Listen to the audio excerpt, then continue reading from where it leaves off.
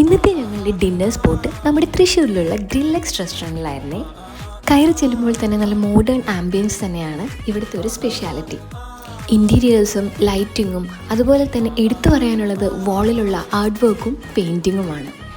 Menu എടുത്തു നോക്കിയപ്പോൾ എന്നെ അട്രാക്റ്റ് ചെയ്തത് ഫ്രണ്ട് പേജിലുള്ള ആ ഒരു തൃശ്ശൂർ പൂരം ഡിസൈൻ തന്നെയാണ്.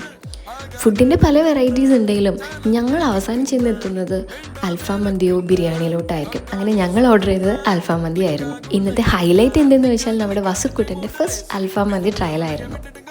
അവനും അത്യാവശ്യം എൻജോയ് ചെയ്ത് കഴിച്ചായിരുന്നു കേട്ടോ. ടേബിളിലുള്ള നൈഫിലും ഫോർക്കിലായിരുന്നു വസുക്കുട്ടൻ്റെ എൻജോയ്മെൻറ്റ്.